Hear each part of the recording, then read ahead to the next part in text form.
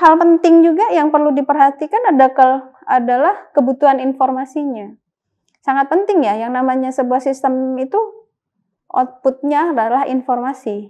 Jadi ada inputnya diproses ya, data-data tadi misalnya data buku, data peminjam, data pengembalian, sehingga nanti diproses oleh sebuah sistem akan menghasilkan sebuah informasi.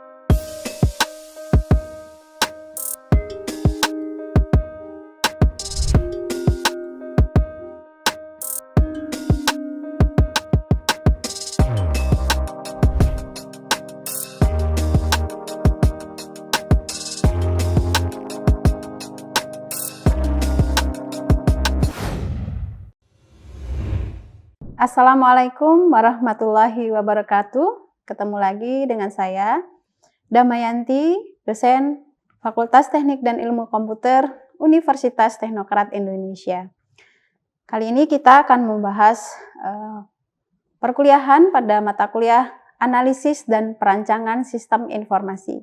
Materi kita pada hari ini yaitu Analisis Kebutuhan Sistem. Adapun tujuan pembelajaran, mampu memahami analisis kebutuhan sistem itu apa, kemudian mampu memahami tujuan dari analisis kebutuhan sistem, selanjutnya mampu menentukan analisis kebutuhan apa saja untuk studi kasus tertentu. Nah, sebelum kita bahas tentang analisis kebutuhan sistem, kita sudah membahas pada pertemuan sebelumnya, yaitu kenapa sih sistem itu harus kita kembangkan. Salah satunya adalah karena sistem yang lama itu terdapat permasalahan. Lalu kemudian kita ingin mengembangkan sebuah sistem yang baru. Nah, ketika kita ingin mengembangkan sebuah sistem, kita tidak luput dari ada tahapan-tahapan saat kita mengembangkan sebuah sistem. Yang pertama, kita adanya planning. Kemudian yang kedua adalah melakukan analisis. Nah, tahapan analisis yaitu mengidentifikasi nanti apa saja yang kita butuhkan untuk mengembangkan sebuah sistem yang baru, untuk menggantikan sistem yang lama. Namun, kita harus menekankan kebutuhan apa saja sih yang perlu kita ketahui. Nah, jadi analisis kebutuhan itu adalah sebuah proses untuk mendapatkan informasi, kemudian model, spesifikasi tentang perangkat lunak yang ingin kita kembangkan yang diinginkan oleh klien atau pengguna. Nah, kedua belah pihak antara klien dan pembuat perangkat lunak itu harus terlibat aktif dalam tahapan analisis kebutuhan sistem ini. Informasi yang diperoleh dari klien atau penggunanya itu, nah inilah yang akan menjadi acuan untuk kita dalam melakukan desain perangkat lunak. Nah, sehingga tujuan dari tahapan analisis kebutuhan ini adalah untuk memahami dengan sesungguhnya kebutuhan apa sih yang diinginkan oleh pengguna itu pada sistem yang baru, dan kita akan mengembangkan sebuah sistem yang memadai untuk kebutuhan sistem tersebut, sehingga kita mampu memutuskan bahwa pengembangan sistem ini baru atau tidak, ya, baru kita kembangkan atau tidak, ya. Itu nanti akan terdapat sebuah keputusan ini layak untuk dikembangkan atau memang belum layak untuk dikembangkan dari hasil analisis kebutuhan tersebut. Nah, selanjutnya fase analisis ini, selain itu tadi harus memahami ya dengan sebenar-benarnya kebutuhan dari sistem yang baru yang ingin diharapkan itu, yang ingin dikembangkan, sehingga pengembangan sistem itu mampu mewadahi kebutuhan yang diinginkan oleh pengguna, sehingga pengembangan sistem ini layak untuk kita kembangkan. Nah, ada dua kategori ya, atau dua komponen dalam kebutuhan sistem. Yang pertama dikategorikan kebutuhan fungsional ya. Dan yang kedua adalah kebutuhan non-fungsional. Apa itu kebutuhan fungsional? Ya, jadi kita mengidentifikasi kebutuhan sistem itu ada dua jenis tadi atau dua kategori. Ada kebutuhan fungsional, ada non-fungsional. Nah, apa yang dimaksud dengan kebutuhan fungsional? Yaitu kebutuhan yang berisi proses-proses apa saja yang nanti akan dilakukan oleh sistem. Ya, proses-prosesnya akan seperti apa?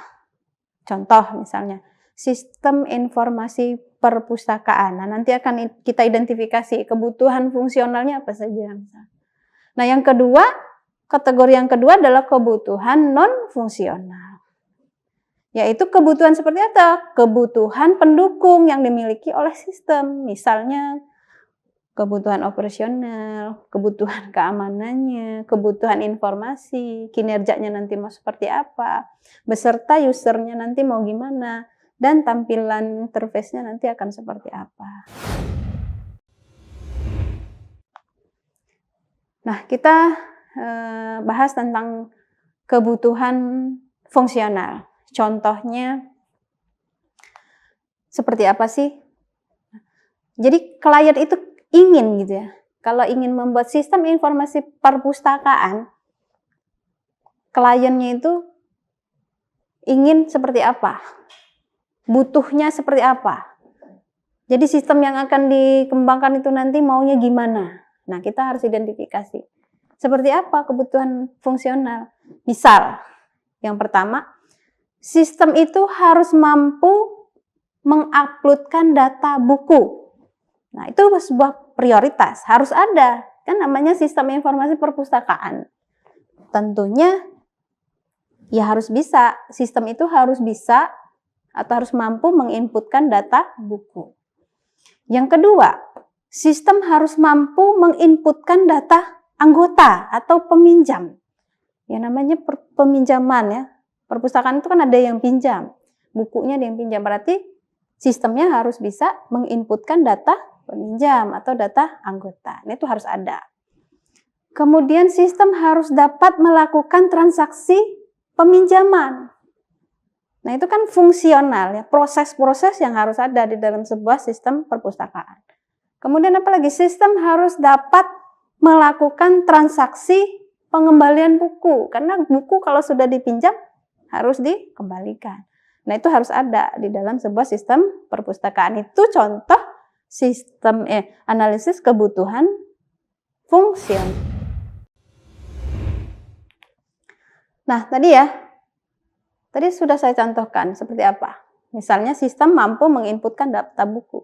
Jadi penggunanya itu bisa memasukkan tentang data-data buku yang meliputi apa saja, misalnya kode buku, judul buku, pengarang, penerbit ya. Nah, itu identifikasinya.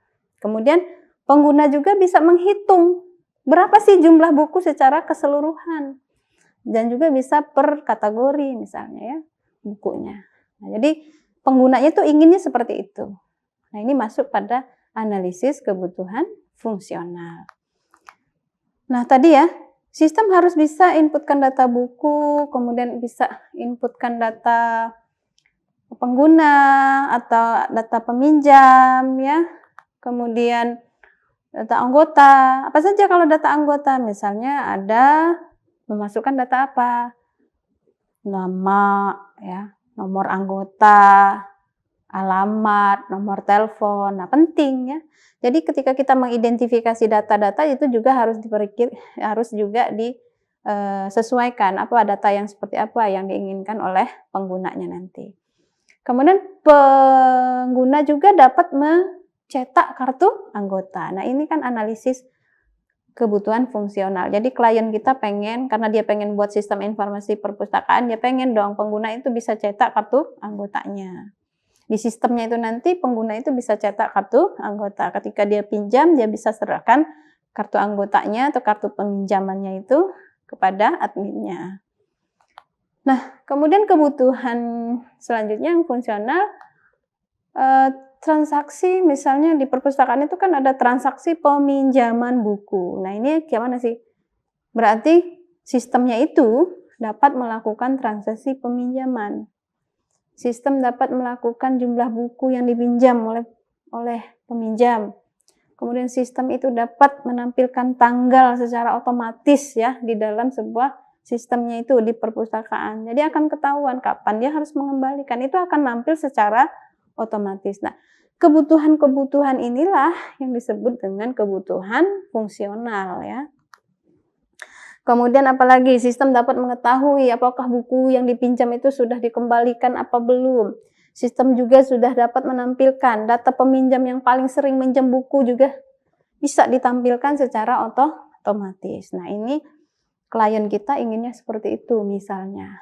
Ya, itu kita dapatkan, kita gali informasi itu saat dalam tahapan analisis kebutuhan.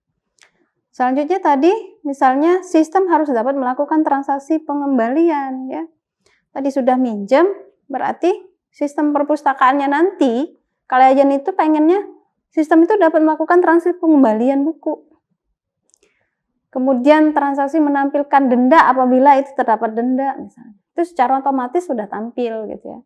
Kemudian pengguna juga dapat menampilkan total buku yang dipinjam. Berapa sih buku yang dia pinjam ya. Kemudian sistem juga dapat menampilkan data-data buku bila peminjam menghilangkan buku yang hilang misalnya. Bukunya kok nggak dikembalikan gitu ya. Nah, bukunya kan kenapa sih tidak dikembalikan, itu bisa ditampilkan ya di sistemnya. Kemudian pengguna dapat menampilkan data peminjam yang belum dikembalikan tadi ya. Jadi akan ketahuan dari tanggal dia minjam, tanggal pengembalian kok sampai sekarang misalnya belum dikembalikan. Nah, ini kan sudah ada informasi ya di dalam sistemnya. Klien kita pengennya seperti itu, inginnya seperti itu misalnya.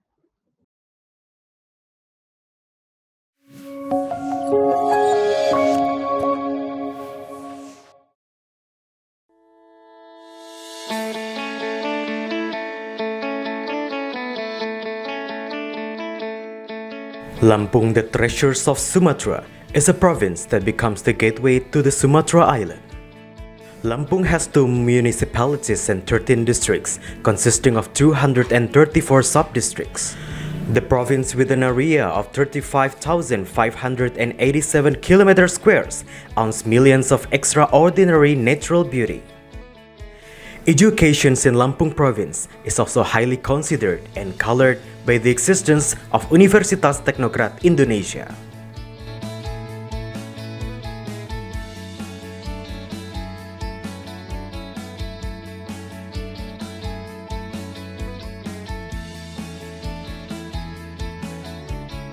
Universitas Teknokrat Indonesia has 3 faculties and 12 study programs. Faculty of Engineering and Computer Sciences with the 6 study programs: Electrical Engineering, Civil Engineering, Computer Engineering, Information Technology, Informatics, and Information System. Faculty of Economics and Business with 2 study programs: Management and Accounting. Faculty of Arts and Educations with 4 study programs: English Literature, Mathematics Education, English Educations, and Physical Education. Universitas Teknokrat Indonesia believes that education is the key to the advancement of a nation. Universitas Teknokrat Indonesia commits to produce and develop future leaders through the education of quality characters. This receives a very good reception and trust from the community, which is marked by an increasing interest in students from year to year. The students and lecturers have lots of achievements and awards. Also, our quality is recognized by National Accreditation Board for Higher Education and many international collaborations. Universitas Teknokrat Indonesia also prepares the students to face the globalization era through the use of digital technology. Universitas Teknokrat Indonesia has a number of representative facilities provided to support the learning process, such as comfortable classroom, laboratories, information technology, and the internet. Our vision is to be an excellent university in Sumatra with international standard and able to play an active role in nation building through three pillars of higher educations, comprising educations, research, and community service. We have graduated outstanding students who can be accepted in state agencies and other large companies. At Universitas Teknokrat Indonesia, the students and lecturers are encouraged to create and innovate by creating products and services that benefit the community through research activities and community services. In an effort to achieve its visions and missions, the academics of Universitas Teknokrat Indonesia are guided by the organizational culture values of discipline, quality, creative, and innovative. To support the quality of learning processes, we have very complete and sophisticated facilities, including digital-based smart classroom, hotspot in campus area, sport facilities, auditorium, and students' hall. Come and be a part of us, the Campus of Champion, Universitas Teknokrat Indonesia.